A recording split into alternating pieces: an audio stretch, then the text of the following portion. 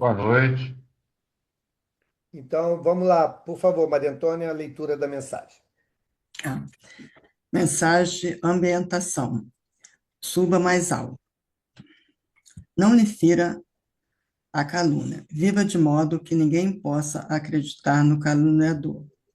Não se atrase em face da perturbação. Siga seu caminho, atendendo aos objetivos superiores da vida, porque os perturbadores são inumeráveis. Não lhe doa a acusação indébita.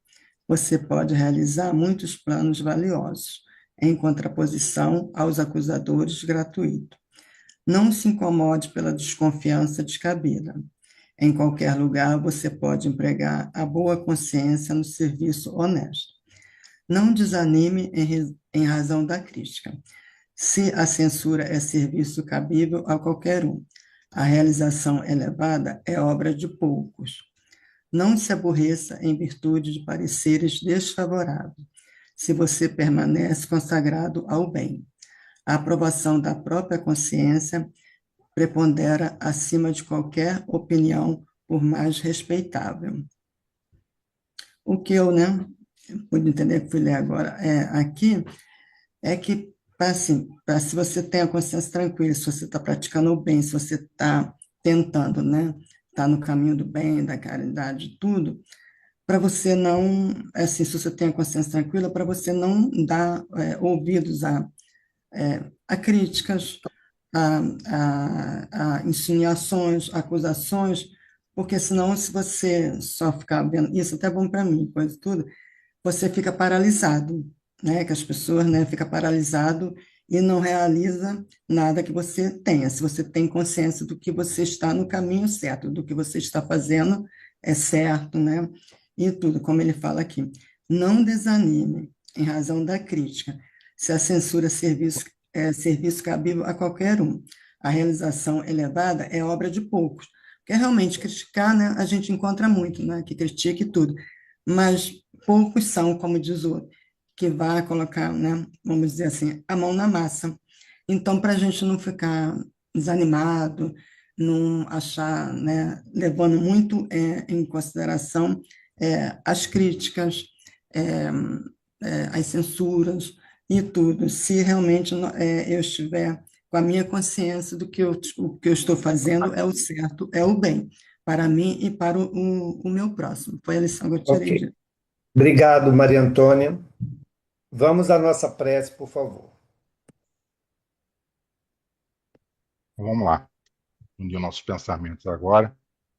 Mestre amigo, Senhor Jesus, querido irmão, nosso irmão mais velho, é aquele como irmão mais velho tem a incumbência, né, de nos ajudar, nos orientar, nos guiar, que possamos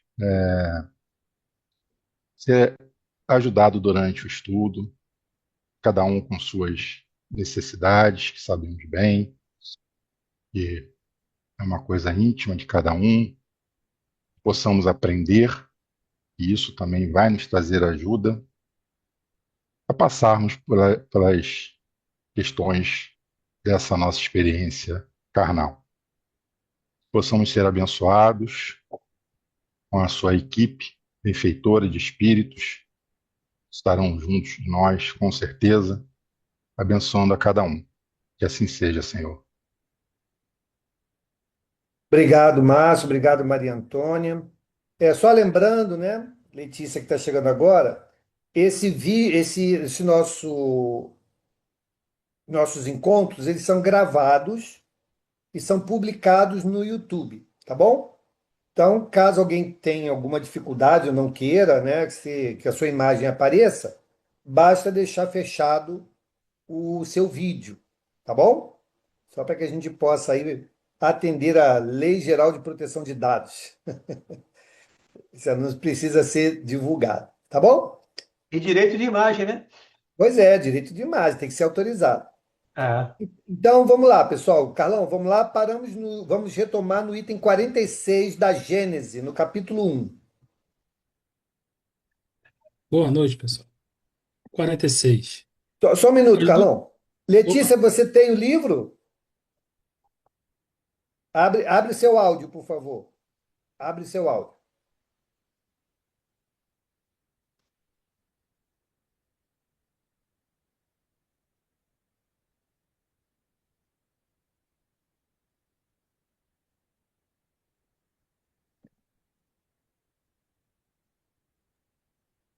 Aí, Eu fala. tenho aberto em PDF aqui na minha frente. Não estou Ah, com o beleza. livro PDF. Tá bom. Perfeito, tá bom. Dá Então para vamos lá, repetir cara. o capítulo? Capítulo 1, item 46. Ok. Chegou lá? Beleza. Uhum. Vamos lá, Carlão. Olá, pessoal, boa noite. 46. As duas primeiras revelações, sendo fruto do ensino pessoal, ficaram forçosamente localizadas, isto é, apareceram num só ponto, em torno do qual a ideia se propagou pouco a pouco. Ok. Mas De foram que. precisos muito. Só um Opa, minuto, Carlão, só um minuto. De que revelações estamos falando? Moisés e Jesus. Primeira revelação, segunda revelação. Tá bom? Por isso que está falando aqui. Foi o ensino pessoal, foi pessoal. Moisés trouxe o seu contributo, Jesus trouxe o seu contributo. E ficaram localizadas, sim, ficou localizado naquele local ou naqueles locais por onde esses reveladores passaram, ok? O povo hebreu, lá naquela caminhada, né, saindo do Egito, em direção à Terra Prometida, orientados por Moisés. Depois, Jesus, né, toda aquela área ali, né, que a gente já conhece, Jesus fez ali a divulgação, a propagação da Boa Nova. Então, por isso que ele falou aqui dessa relação pessoal e circunscrito em relação ao espaço geográfico onde aquelas revelações foram divulgadas. Vamos em frente. mas foram precisos muitos séculos para que atingissem as extremidades do mundo, sem mesmo o invadirem inteiramente. A terceira tem isto de particular: não estando personificada em um só indivíduo, surgiu simultaneamente em milhares de pontos diferentes, que se tornaram centros ou focos de radiação. Ok. Então, terceira revelação, doutrina espírita, o advento dos fenômenos espíritas ou espirituais aconteceram em vários pontos do mundo, simultaneamente, de forma concorrente, em que muitos espíritos que com certeza reencarnaram para esta preparação já estavam ali observando, pesquisando, teorizando os fenômenos, para que no momento adequado, a chegada do codificador, né, que foi Kardec, ele pudesse concentrar todo esse trabalho já adiantado, né, já pelo menos fomentado, para que ele pudesse incorporar, organizar, compilar, né, esse que é agora, para nós espírita, pelo menos, a terceira revelação. Bom, vamos em frente. Multiplicando-se esses centros, seus raios se reúnem pouco a pouco, como os círculos formados por multidão de pedras lançadas na água, de tal sorte que, em dado tempo, acabarão por cobrir toda a superfície do globo. Ok. Será, então, vai cobrir toda a superfície do globo, porque os seus princípios, uma vez que não estão sustentados sobre a opinião de uma pessoa, esta terceira revelação, ela vislumbra, descortina, apresenta a verdade do mundo espiritual, a interação do mundo espiritual com o mundo físico, né, o papel que nos cabe enquanto reencarnados nesse processo. Então, pouco a pouco, esses princípios, que não são religiosos, são científicos, vão sendo incorporados naturalmente. Por quê? Porque diante de um fato, nós podemos resistir por certo tempo, mas ele, sendo verdade, ele vai se sobrepujar às vontades particulares. Então, a sobrevivência do espírito à morte do corpo vai ser cada vez mais evidenciado, não vai ter como se negar.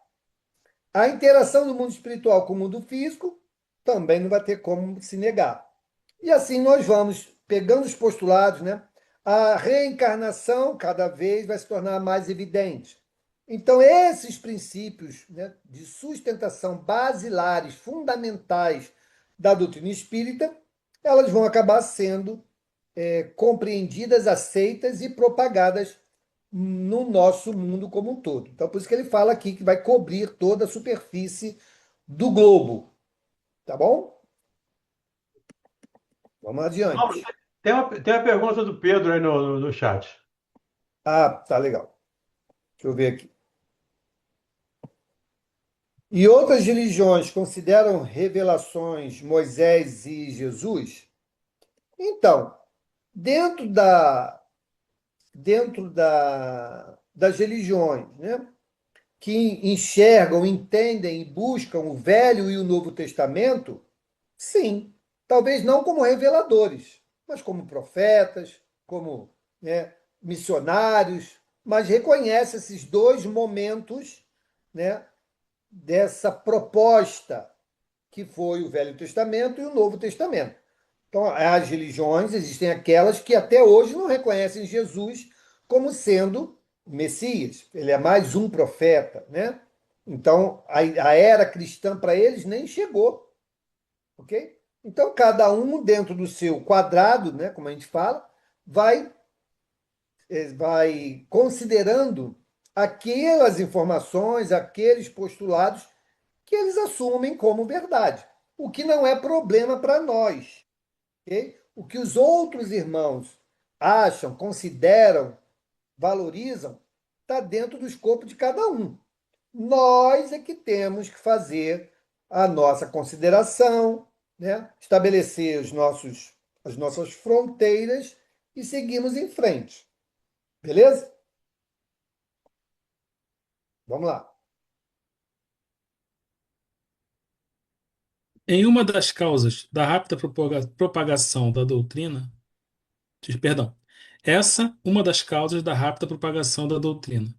Se ela tivesse surgido num só ponto, se fosse obra exclusiva de um homem, houvera formado seitas em torno dela, e talvez decorresse meio século sem que ela atingisse os limites do país onde começara, ao passo que, após 10 anos, já estende raízes de um polo a outro.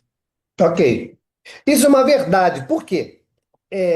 Se nós regressarmos antes de Moisés, a ideia do Deus único já foi tentada, né?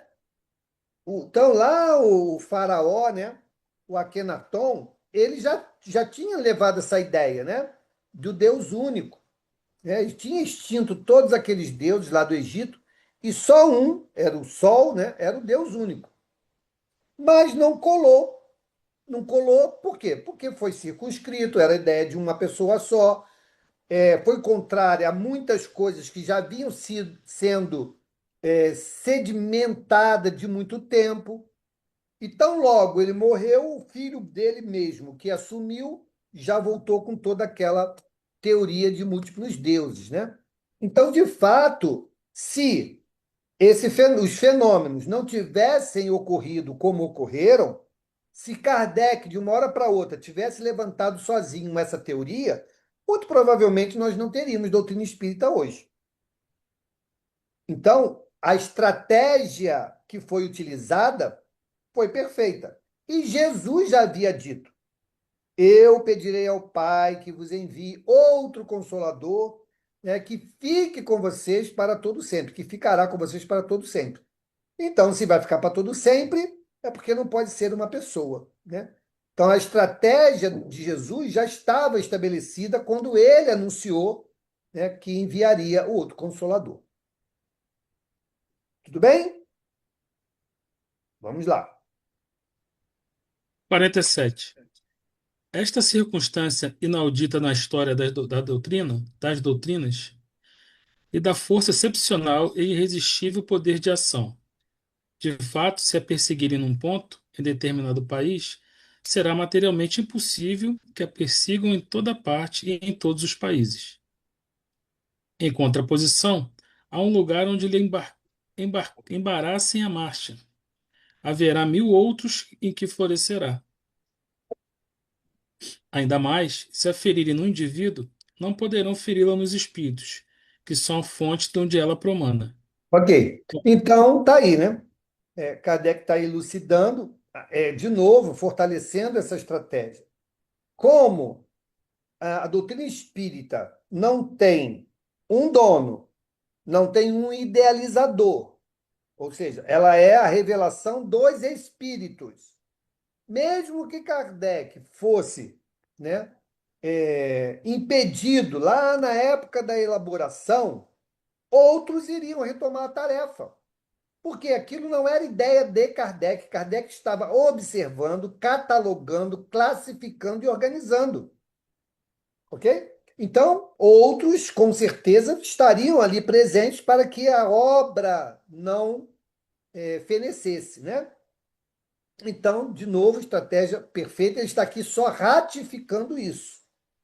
Tá bom? Como aconteceu? Kardec desencarnou, as obras estavam ali disponibilizadas e poderiam ficar esquecidas, não poderiam ficar esquecidas? Na biblioteca? Poderiam. O que fez chamar a atenção? Foi o livro? Não. Continuaram sendo o quê? Os fenômenos. Só que agora existiam obras que estavam ali para explicar esses fenômenos. E aí isso ganhou, então, maior profusão. Por quê? Os fenômenos continuavam acontecendo e anterior à doutrina espírita não se tinha explicação. Agora se tem explicação. Então as pessoas buscaram avidamente, né, esse conhecimento e as coisas então foram se propagando, né, com maior velocidade e consistência. Consistência porque foram se comprovando materialmente a verdade daquilo que estava ali escrito. E até hoje é assim.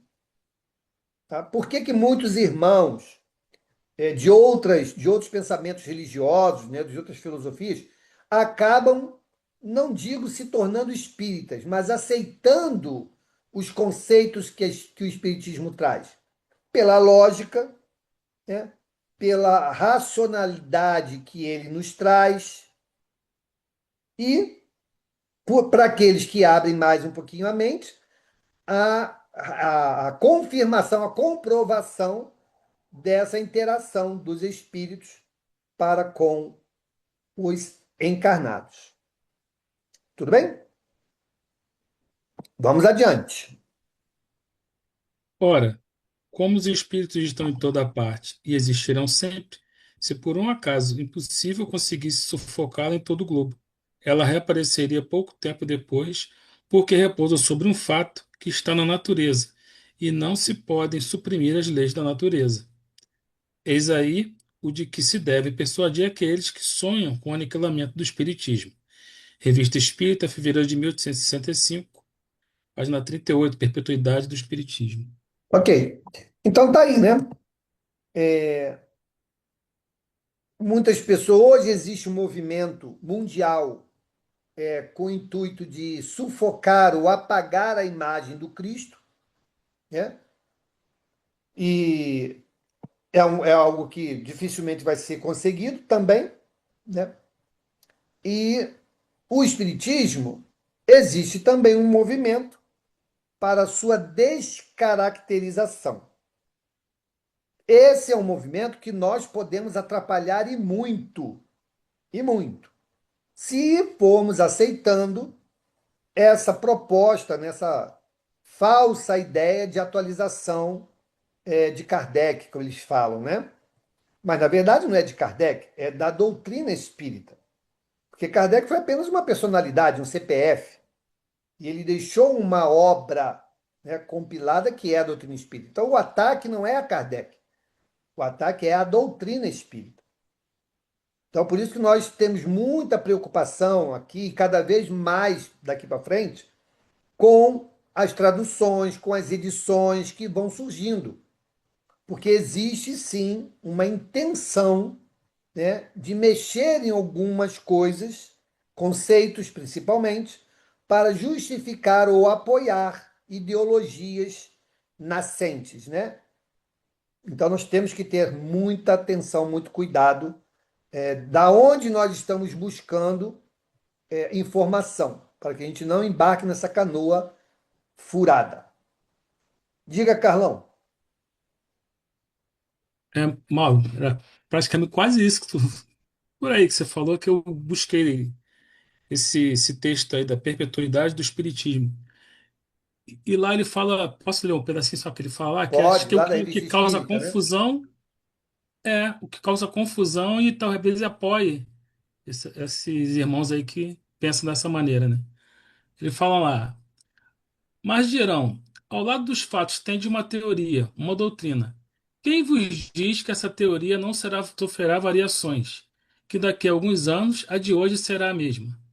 Aí eles respondem: sem dúvida, ela pode sofrer modificações em seus detalhes, à vista de novas observações, mas, uma vez estabelecido o princípio, ela não pode variar e menos ainda ser anulada. Eis o essencial.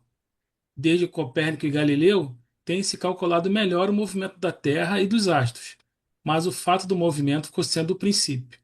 Talvez aí que umas brechinhas que eles vão se agarrando, né? Para tentar Pois chegar é, mas nessa. então. Mas aí, Kardec, mais uma vez, a lucidez em pessoa, né?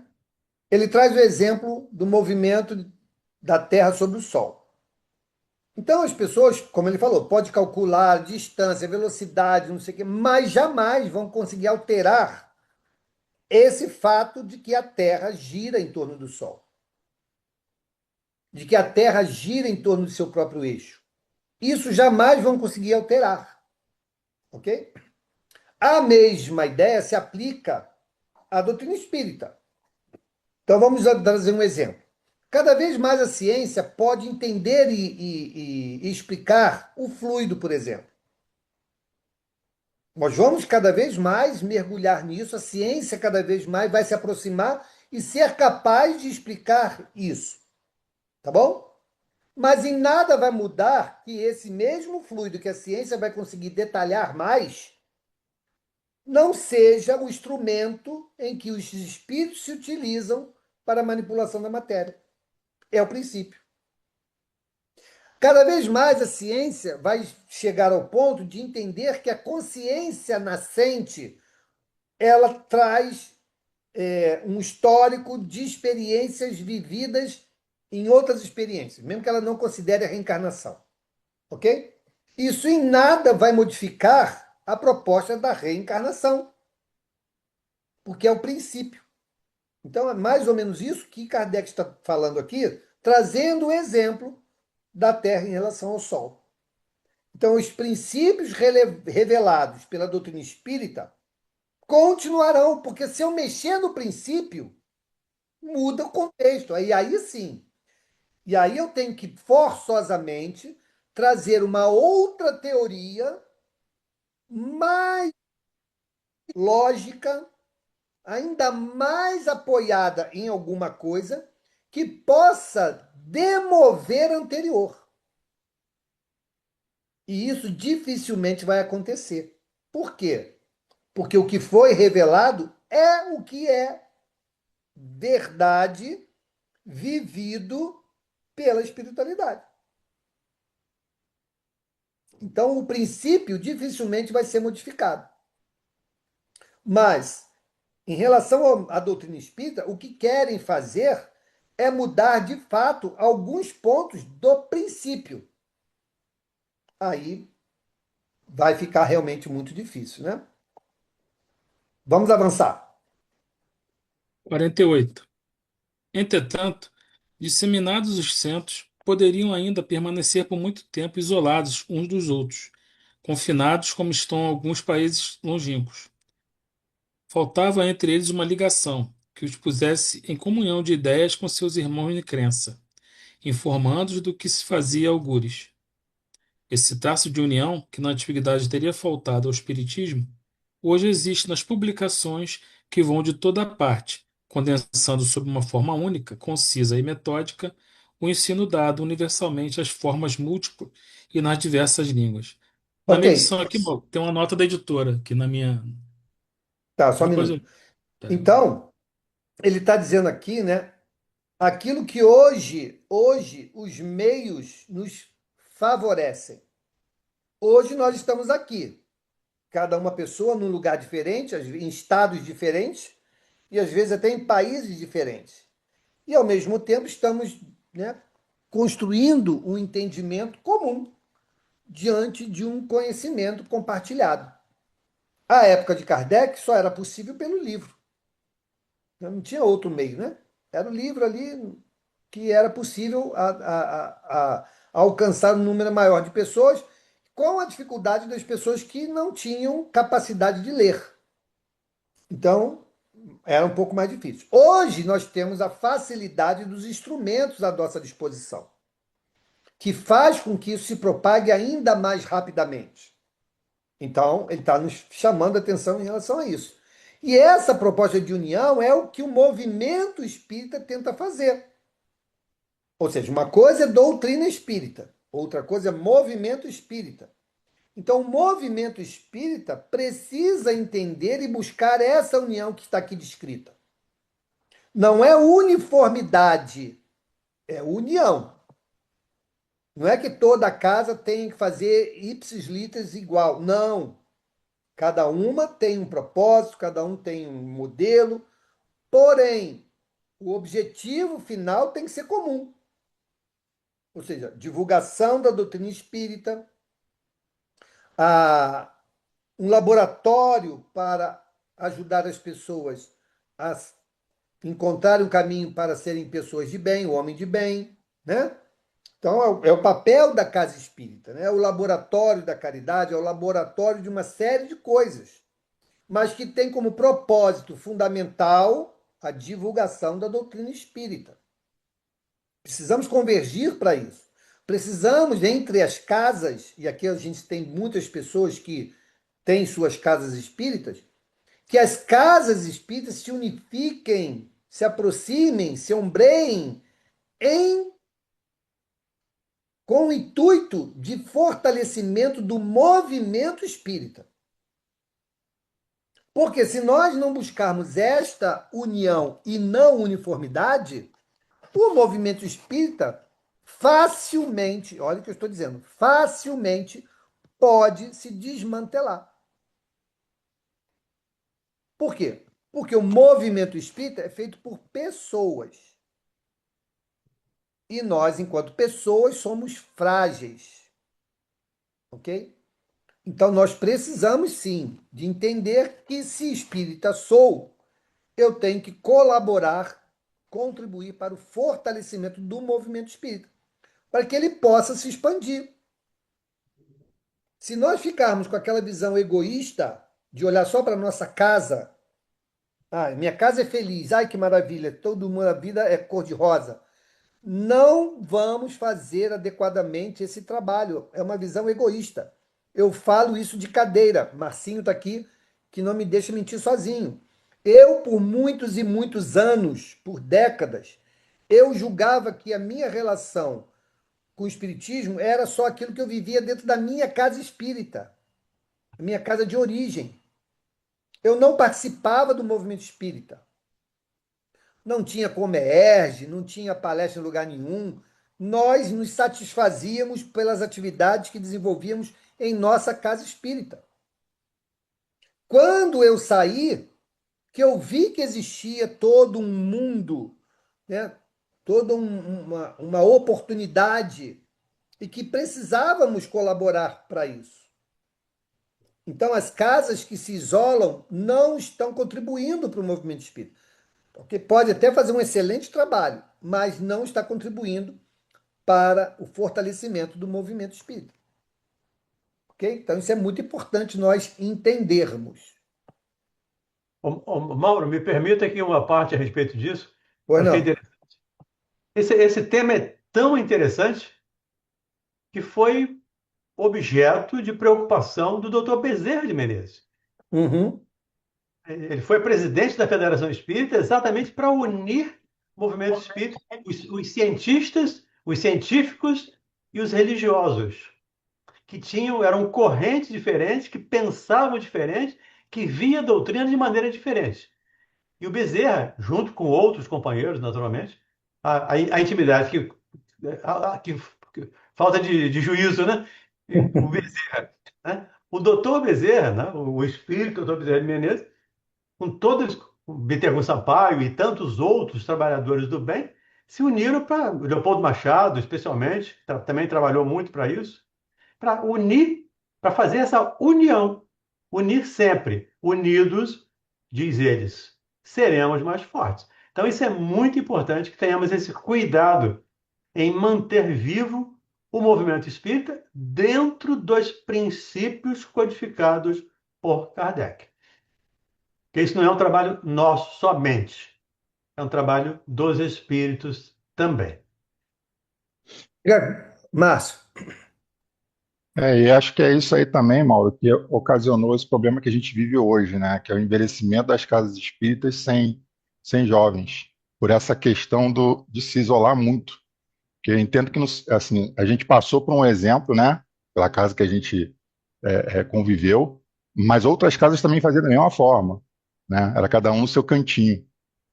E hoje você vê o que a gente o legado que a gente está tendo é esse, né? Envelhecimento muito rápido, né? E não tendo ninguém para assumir esse processo. verdade. Diga, Pedro. Valdir, eu não conheci não. O Gerson Silva Monteiro não me conheceu, mas eu conheci o Gerson Monteiro. E ele lutou muito também para essa união aqui, pelo menos no estado do Rio de Janeiro, né? E ele se deslocava a tudo quanto era lugar, inclusive em Brasília, na Federação Espírita Brasileira. Era muito ativo mesmo o Gerson Monteiro. É muito bem lembrado, Pedro. O Gerson realmente trabalhou muito para isso e foi presidente da antiga UZERJ, né, que era a União Espírita do Estado do Rio de Janeiro. Depois, sob a presidência dele, houve a união da UZERJ de Rio com a Federação de Niterói e que saiu o Conselho Espírita do Estado do Rio de Janeiro. O Gerson realmente trabalhou muito para essa unificação doutrinária. E eu diria que, pelo que eu conheço do Gerson, ele continua trabalhando, ou eles continuam trabalhando por essa união do movimento espírita em torno dos ideais de Jesus, né? O ideia kardeciano não, mas em torno dos ideais de Jesus. Porque, em última instância, a doutrina do Cristo. É do Espírito de verdade, como diz lá no Evangelho segundo o Espiritismo. E Diga, hoje Carmen. existe o Conselho Espírita Internacional, né? Sim, hoje temos o Conselho Espírita Internacional. Diga, Carmen.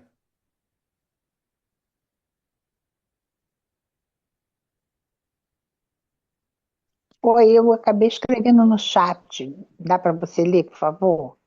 Vou ler.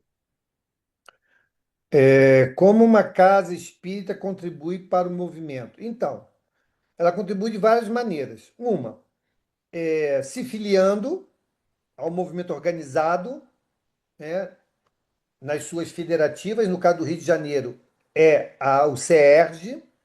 Então, ela vai se filiar ao CERJ, né? Vai se tornar uma casa adesa ao movimento espírita. Com isso, ela assume um compromisso, né, de ser coerente e alinhada com os princípios da doutrina espírita estabelecido nas obras que Allan Kardec que nos delegou, né? Ou seja, não adotar práticas estranhas ao espiritismo, isso é um compromisso. É outro compromisso, participar das reuniões, se fazer representar nas reuniões dos conselhos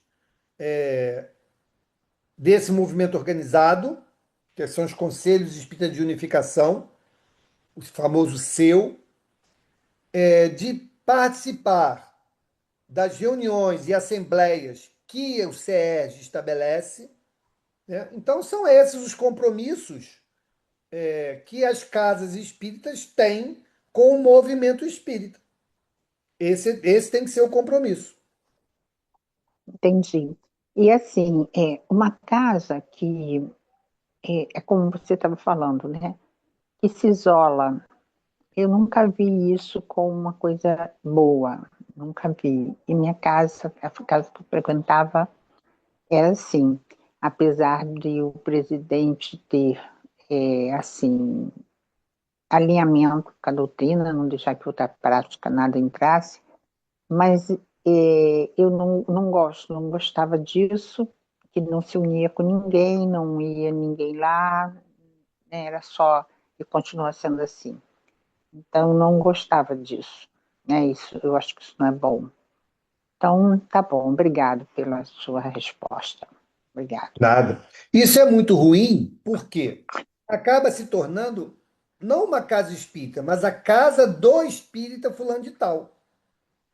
Se ele não permite, não abre que a casa dele receba outras pessoas do movimento e não participe do movimento, tudo aquilo que ele fala fica restrito à forma como ele entende.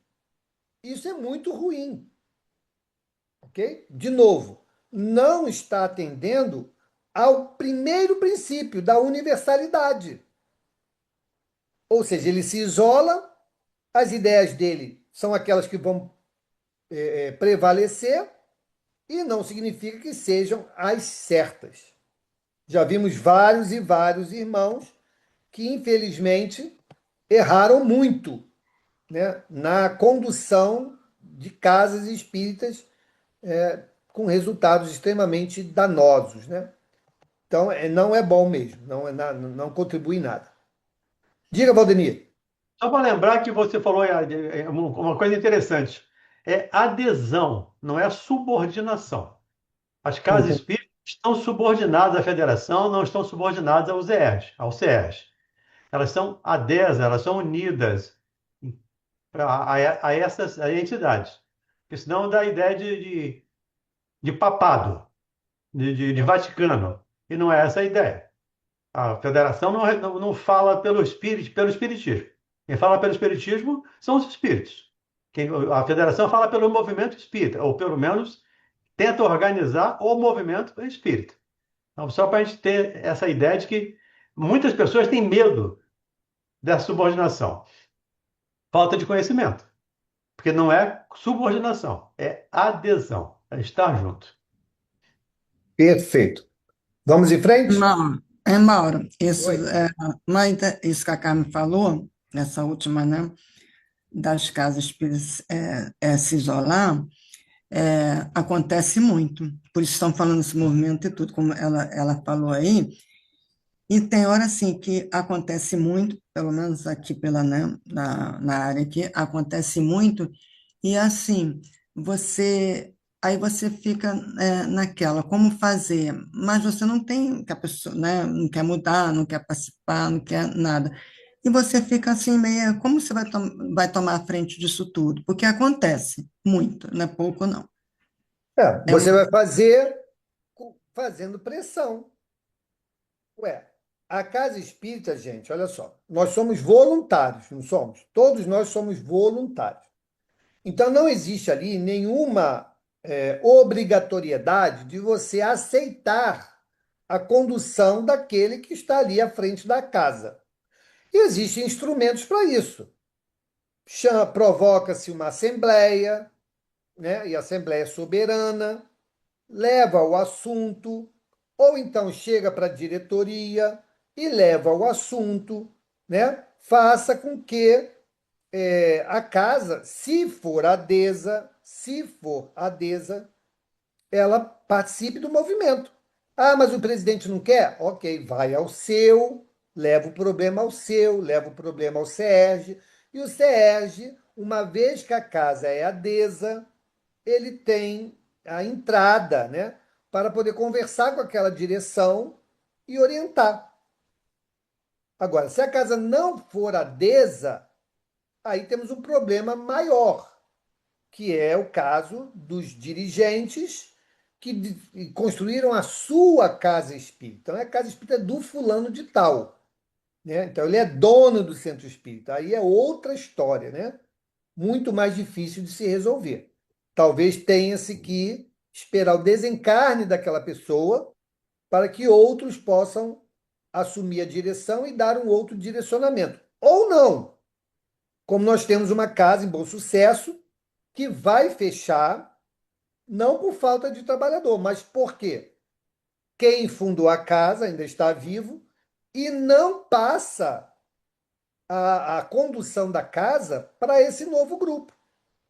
E a pessoa nem está mais no Rio de Janeiro, nem frequenta mais. Mas como o centro está no terreno da família, então a família não deixa que as coisas tomem outro rumo.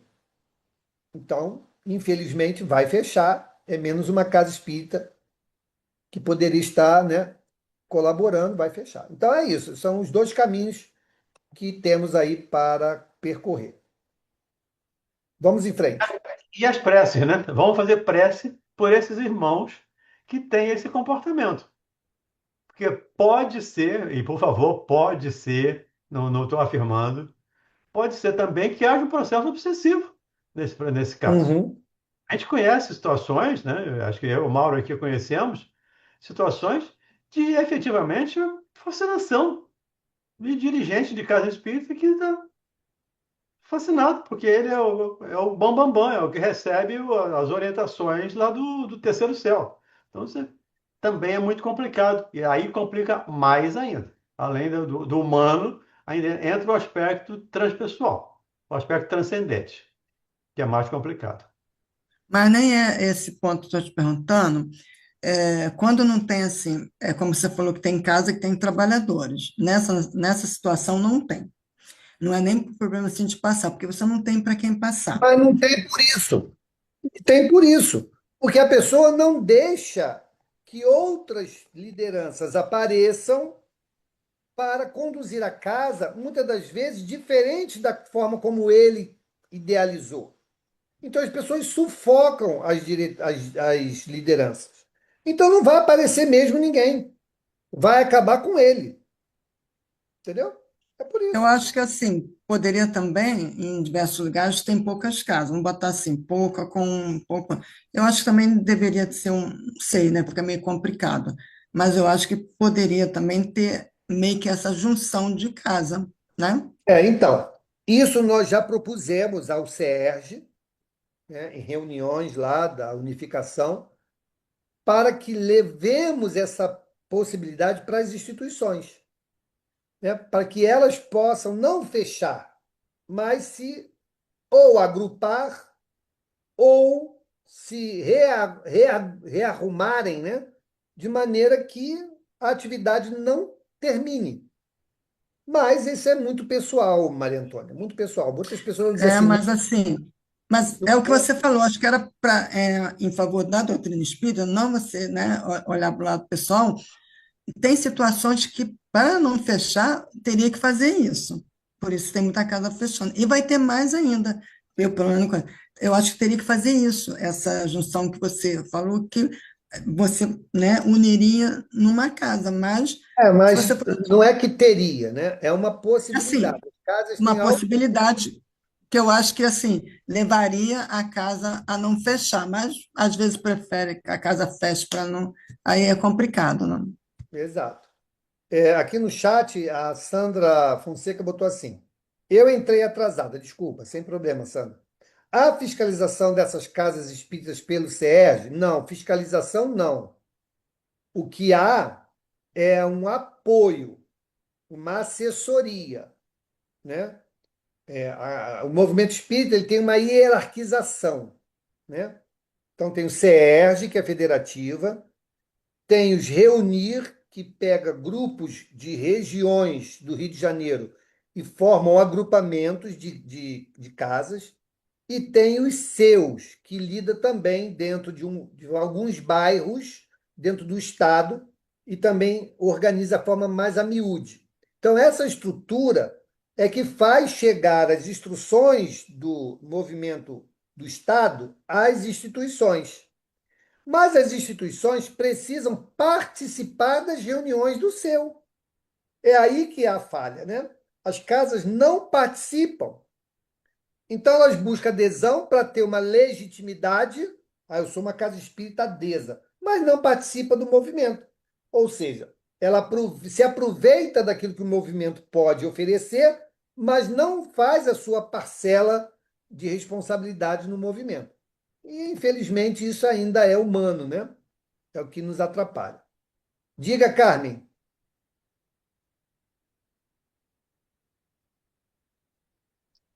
Mas assim, para que as coisas realmente caminhassem, né, para que é, eu agora, sobre a fiscalização, nunca tinha pensado nisso, e não acha que a USERJ, que quem a federação comanda, realmente devia de ter uma fiscalização. Eu acho que isso Não, ajudaria bastante, não. né? Fiscalização não funciona no movimento espírita.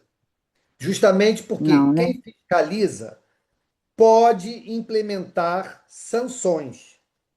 Você vai fiscalizar para Uhum, quê? Ah, tá errado, tem que mudar. Não é assim? Não é isso que a uhum, fiscalização sim, faz? Não está cumprindo, sim, tem que cumprir. Se não cumprir, tem uma penalização. Isso não existe no movimento espírita. O que existe uhum, é o aconselhamento, a conversa. Porém, hoje, uhum.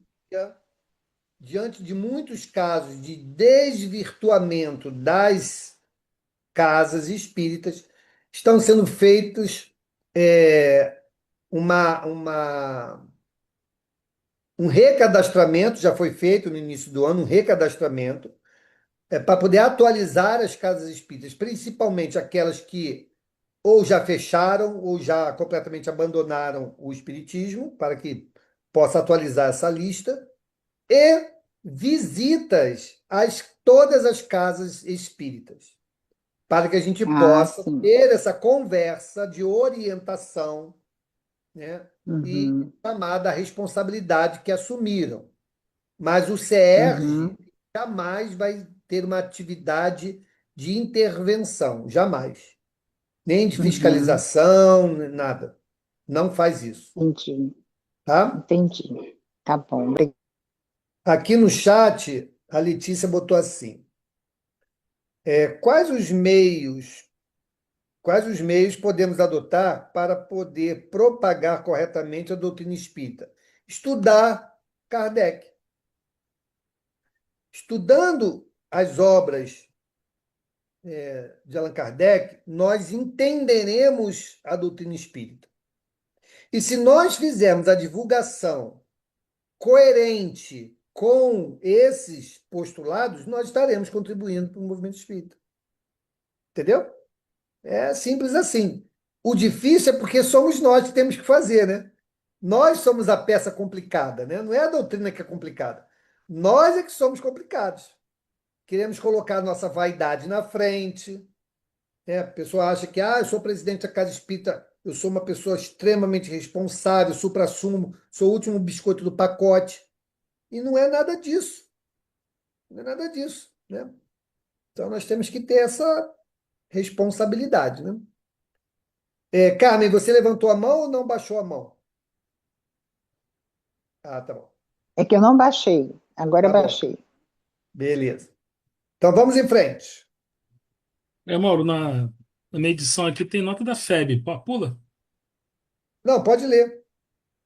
Ela faz referência aqui à divulgação, né, dizendo que, assim compreendendo, a Federação Espírita Brasileira passou a publicar suas obras espíritas na língua internacional, o Esperanto.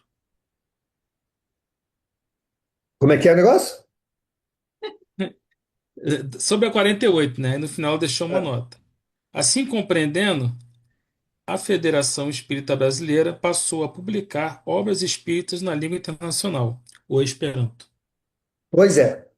Aí não só Esperanto, me permita, Mauro, só uma É. falar. Não só Esperanto, ele publica em inglês e italiano. Eu já mandei obras em italiano para amigos da Itália que gostam do espiritismo e que não são, que não têm a facilidade de encontrar. Então a FEB faz esse trabalho. Não só Esperanto, mas em muitos outros idiomas, inglês, francês, italiano que eu conheço. Não sei alemão, alemão eu não conheço. Mas inglês, francês, espanhol e Esperanto, tem muito livro publicado desses idiomas. Pois é. Mas a questão é: Esperanto não tem nada a ver com doutrina espírita. Nada. Nenhum compromisso. Nada. Absolutamente nada com doutrina espírita. É só mais um Essa idioma. nota. Pois é. essa nota deveria ser que a FEB distribui em vários idiomas. Aí tudo bem. Mas por que falar especificamente do Esperanto? Porque ela quer fazer uma promoção do Esperanto. Ok? Inclusive, no estatuto da FEB, infelizmente, consta lá a divulgação e propagação do Esperanto. Erradamente, vinculando o Esperanto ao Espiritismo. Não tem essa vinculação. Beleza? Isso aí foi uma mania, uma febre que surgiu, infelizmente, e que as pessoas distorcem. O Esperanto nada mais é do que qualquer outra. Vou aprender mandarim. Ok, vai aprender mandarim. Vai estudar a doutrina espírita em mandarim. Aprender em, sei lá, grego. Tá bom, vai estudar em grego. Ah, mas surgiu aqui uma em Esperanto. Tá bom, vai aprender Esperanto e vai estudar em Esperanto. Mas não vincule isso à doutrina espírita, porque não tem vinculação. O Zé Ricardo botou assim: Mauro, além de estudar, penso que podemos indicar a Rádio Rio de Janeiro, não é? Sim, Zé.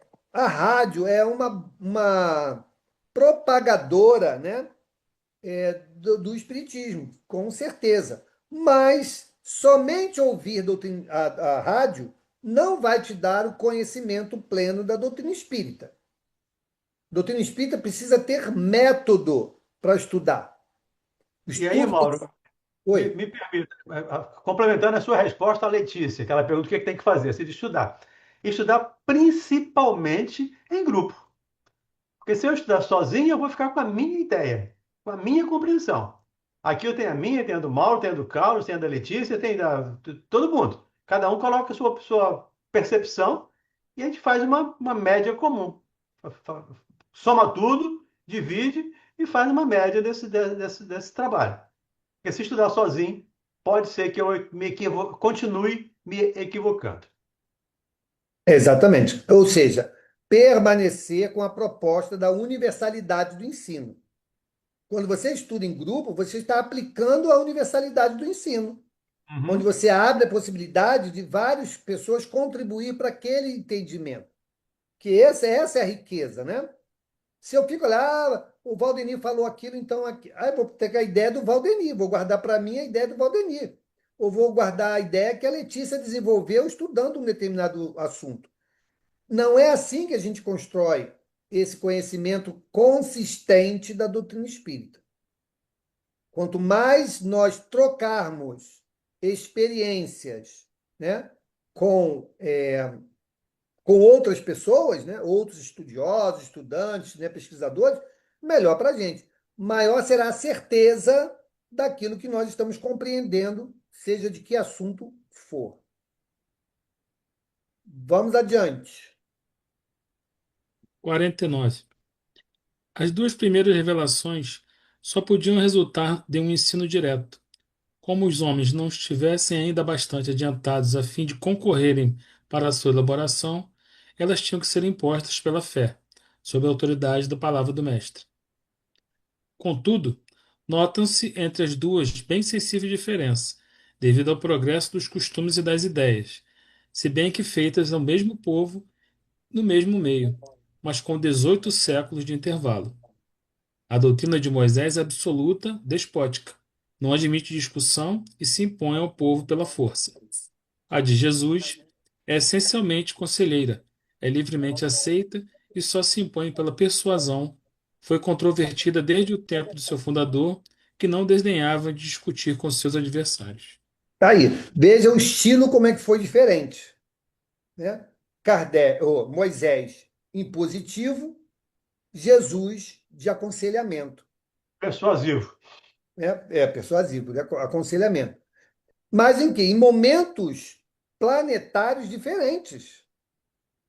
Se Jesus tivesse a época de Moisés trazendo essa visão conselheira, talvez ele tivesse sido massacrado. Porque nós éramos. Ele já foi 18 séculos depois, imagina quando. Então, pois é. Então veja como é necessário, né? Foi necessário a personalidade que seria capaz de conduzir aquele povo até determinado ponto. Passado não sei quanto tempo vem Jesus, estávamos melhorzinhos. Já esperávamos uma outra coisa, né? Tanto que não foi unanimidade, beleza? Mas foi mais um empurrãozinho. E agora o advento da doutrina espírita está em nossas mãos. Em nossas mãos. A construção, ela é particular. Cada um de nós vai absorver, vai administrar, vai implementar segundo a sua leitura, a sua percepção, a sua vontade. Então, a época de Jesus, muitos, se não a totalidade, seguiram Jesus pelo seu magnetismo, pelas ideias que ele trazia, pela demonstração de amor que ele deixava, não pela proposta do Cristo. Nós não tínhamos ainda essa noção da grandeza, da capacidade transformadora que aquela mensagem nova, chamada Boa Nova, trazia para a humanidade. Nós não tínhamos noção, capacidade de perceber aquilo. Hoje ainda, hoje, muitas pessoas não conseguem medir a grandeza desse trabalho. A grande Então, maioria chegou ali pelas curas.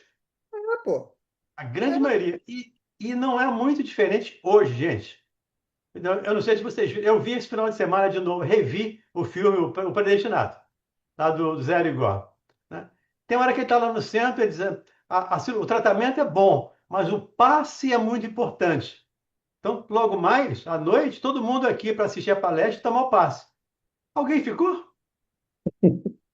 Não, é, claro que não. Eu quero ser tratado, eu quero ser curado. E curado do corpo. A cura da alma ainda está longe de nós, infelizmente. é. E eu e Márcio vivíamos isso lá na época do irmão Walter. Só que o irmão Walter tinha estratégia, né? Os trabalhos nas sextas-feiras, que eram reuniões públicas, às sextas-feiras e domingos, né? O trabalho de tratamento era sempre depois da reunião. E era uma condicionante estar na reunião. Então, a reunião era uma preparação para o trabalho de cura, né? Então, as pessoas iam. Mas quantas e quantas e quantas pessoas que ficaram curadas e nunca mais apareceram? Porque o que elas queriam era a cura do corpo. Infelizmente. São aqueles 10 leprosos É, que foram curados. dos dias de hoje, né? Mas só um voltou para agradecer. Então, Pois é. ainda continuamos no mesmo ritmo. É. Bom, vamos parar aqui no item 50, que vai falar sobre a terceira revelação, que é a doutrina espírita. Tudo bem? E aí, Letícia, tudo bem? Sobreviveu? Sobreviver. Que bom. Espero que tenha gostado, tá? Ela até participou. Então, e volte sempre. Bom, Deixa eu acrescentar uma coisa aqui. Você falando sobre a propagação de Jesus, como foi? Eu acho que dois ensinamentos dele que ele deixou, eu acho assim, quando ele veio mesmo, foi o que a gente adota muito, né, na doutrina espírita, que é o amor e a caridade, uhum, verdade, né? Porque ele não via distinção de nada, não fazia. Então, todos para eles era igual, ele tratava da mesma forma. Então, isso são duas particularidades assim que deixa muito marcante, né, na vinda dele. verdade. Nós vamos agora, Letícia, encerrar essa sala e vamos abrir outra sala para o estudo do livro Os Mensageiros, tá? Que é da série do André Luiz. Nós Uhum. acabamos o nosso lar e estamos estudando Os Mensageiros. Então, se você quiser participar, é só entrar no link que eu vou botar lá no grupo, tá bom? Será muito bem-vinda também. Tá bom. Então, vamos fazer a nossa prece. Vamos pedir à nossa irmã Angélica. Angélica, pode fazer a nossa prece, querida? Posso sim, Mauro. Por favor. Vamos lá. Mestre Jesus, Agradecemos por estes momentos em que estivemos aqui reunidos em seu nome e em companhia dos amigos espirituais. Agradecemos os ensinamentos aqui recebidos, que nos enriqueceram de novos conhecimentos, que ajudam a fortalecer a nossa fé, o nosso entendimento sobre a doutrina espírita e como nos devemos conduzir com relação a essa doutrina maravilhosa. Que tenhamos uma noite de paz e que suas bênçãos sejam derramadas por todos nós e aqueles nossos irmãos que não puderam estar presentes nos estudos de hoje. Agradecemos pelo dia que se foi, agradecemos pelo alimento, por tudo que o Senhor tem nos dado, Senhor. E te pedimos sempre que nos dê coragem, que nos dê força para vencermos as nossas dificuldades diárias. Que assim seja, graças a Deus. Que assim seja. Obrigado, gente. Um beijo grande. E vou colocar o link lá para a gente continuar o nosso estudo dos mensageiros. Tchau, beijo. Tchau, um abraço. Boa Abraço a todos. noite.